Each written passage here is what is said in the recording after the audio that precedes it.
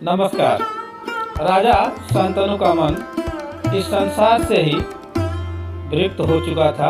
अपनी पत्नी और संतान के दुख ने उन्हें जैसे पागल ही कर दिया था। उनके जीवन में कोई खुशी नहीं रही थी, कोई आशा नहीं थी। बस हर समय बेटे, अपनी पत्नी गंगे और 8 पुत्रों के बारे में सोचा करते थे। सब कुछ ही तो लूट गया था, सब चला गया था। अब तो उसकी यादें ही बाकी रह गई थी। गंगा से उन्हें कितना प्यार हो गया था, अब तो यह जीवन ही सूना हो गया है। इतने में राजा ने देखा कि एक युवक अपने बाड़ों से गंगा जल को हजारों फुट ऊंचा उठा रहा है।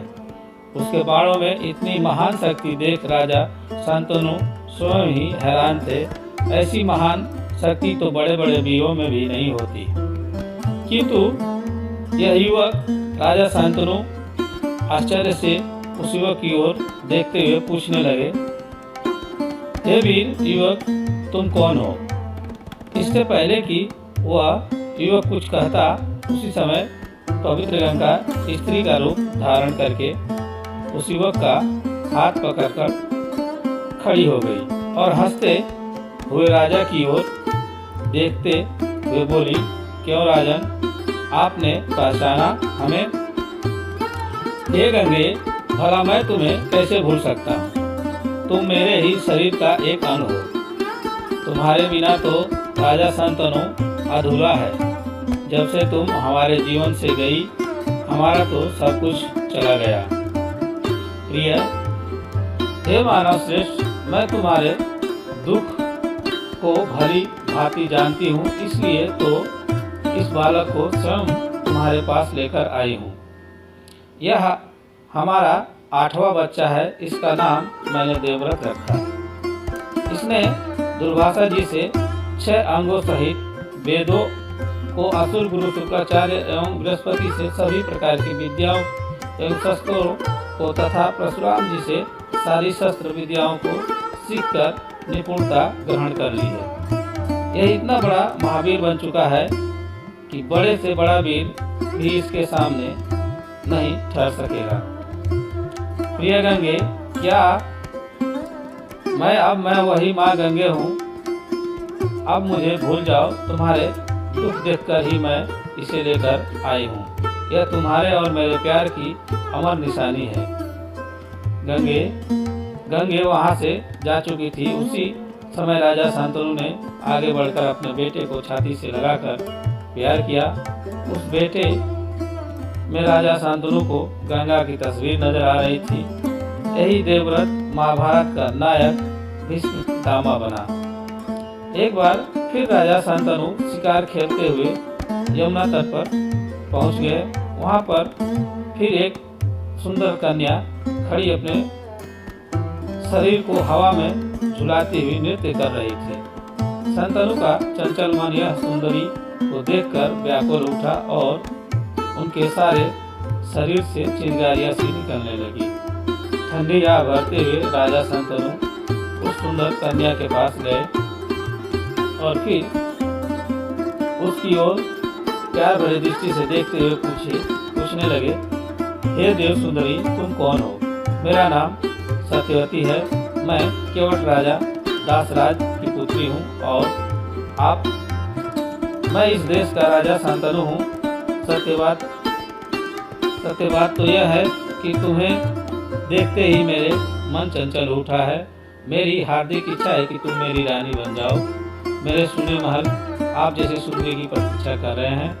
राजन, मुझे खुशी है कि आप मुझे पसंद करते हो, किंतु यह बात तो आप जानते ही हैं कि मेरी शादी का निर्णय मेरे पिता राजा केवट राज दासराज ही करेंगे। इसलिए आपको उनसे ही आज्ञा लेनी होगी। ठीक है, मैं कल ही उनकी सेवा में हाजिर होऊंगा। यह कहते हुए राजा वहां से चला गया। सत्यवती अपने होने वाले पति को जाते हुए देखती ही रह गई।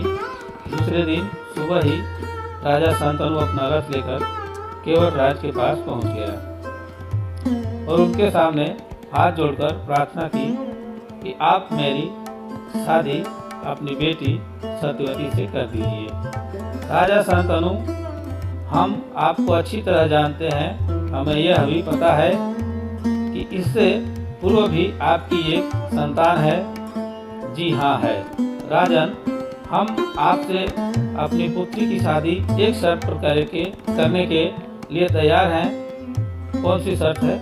महाराज, यही कि आपके राज्य की राज गद्दी का वारिस केवल हमारी बेटी के पेट से पैदा होने वाला लड़का ही होगा। बोलो, मंजूर है हमारी यह शर्त? राजा शांतनु ऐसी शर्त सुनते ही शांत हो गए। उनके चेहरे का रंग पीला पड़ गया। उनकी आंखों के सामने अपने बेटे देवव्रत की शक्ल घूमने लगी। शांतनु उस समय कुछ भी न बोले और चुपचाप घर वापस आ गए। राजा की हालत देखकर ऐसा लगता था जैसे वे बहुत दिनों से बीमार हैं।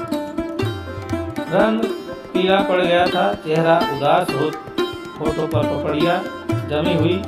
जब देवव्रत ने अपने पिता की यह हालत देखी तो वह एकदम तड़प कर बोला, पिताजी आपको क्या हुआ? बेटा, यह मत पूछो कि मुझे क्या हुआ। जो हुआ वही अपना भाग्य था, उसे भूलने में ही लाभ होगा। नहीं पिताजी, मैं आपका बेटा हूँ। माँ ने मुझे यही शिक्षा देकर भेजा है कि आपके दुख सुख का ख्याल रखूं। क्या आप मुझे भी अपने दुख का कारण नहीं बताएंगे? बेटे देव, हम और सब कुछ सहन कर सकते हैं, किंतु तुम्हारा अधिकार किसी दूसरे को दे देने वाली बात तो हमारी कल्पना में भी नहीं आ सकती। पिताजी, आप जो कुछ कहना चाहते हो एकदम साफ साफ कहो। बेटे, हम केवल राज की कन्या से विवाह करना चाहते हैं, किंतु उस राजा ने हमारे सामने एक ऐसी शर्त रख दी जिसे हम मंजूर नहीं कर सकते थे। कैसी शर्त? यही कि हमारे राज्य की राजगद्दी का वारिस देवव्रत नहीं बल्कि उनकी बेटी का बेटा होगा, अन्यथा यह शादी नहीं होगी। पिताजी, यह तो बहुत छोटी सी बात है। तुम्हारे लिए छोटी है बेटे, इस दुनिया के लिए नहीं। दुनिया तो हम बनाते हैं पिताजी। हम राजा हैं, हमें अपने फैसले करने का पूरा अधिकार है। अब आप यह बात मुझ पर छोड़ दीजिए कि मैं क्या करने जा रहा हूँ। यह कहकर देवव्रत वहाँ से निकल गया। बेटे देवव्रत, रुक जाओ रुक जाओ। देवव्रत ने पिता की एक भी बात न सुनी। वो वहाँ से सीधा केवटराज के पास गया और उनसे हाथ जोड़कर प्रार्थना करने लगा। देखो महाराज, मैं राजा शांतनु का बेटा हूँ और आपके पास यह वचन देने आया हूँ कि यदि आप अपनी पुत्री की शादी मेरे पिता से कर देंगे तो राजगद्दी का मालिक केवल वही राजकुमार होगा जिसे आपकी बेटी जन्म देगी। मैं अपने आप को राज सिंहासन से अलग करता हूँ। उस युवक की यह प्रतिज्ञा सुनकर केवटराज दासराज बड़े खुश हुए। उन्होंने उसी समय अपनी बेटी को रथ में बिठाकर देवव्रत के साथ ही भेज दिया। जैसे ही देवव्रत सत्यवती को लेकर महलों में आया तो राजा शांतनु उसे देखकर हैरान रह गए थे। पिताजी, मैंने आपकी इच्छा पूर्ण करने के लिए अपना सब कुछ त्याग दिया है और माँ को साथ ही ले आया हूँ। बेटे, तुमने ये क्या किया? इस राजगद्दी पर तो तुम्हारा ही अधिकार था। यह अन्याय होगा। पिताजी, अपनी खुशी से त्याग करना अन्याय नहीं होता। आप तो मुझे आशीर्वाद दीजिए कि मैंने अपने कर्तव्य का पालन किया है। बेटे, मैं तुम्हें यही आशीर्वाद देता हूँ कि तुम जब तक भी इस संसार में जीना चाहोगे तब तक ही जीवित रहोगे। तुम केवल अपनी इच्छा से मरोगे। इतिहास में तुम भीष्म पितामह के रूप में जाने जाओगे। तुम्हारा यह त्याग ही तुम्हें अमर कर देगा। यह कहते हुए राजा शांतनु ने अपने बेटे को सीने से लगा लिया। दोनों की आंखों में आंसू निकल आ रहे थे। सत्यवती भी मूर्तिवत देवव्रत की ओर बड़े प्यार से देख रही थी।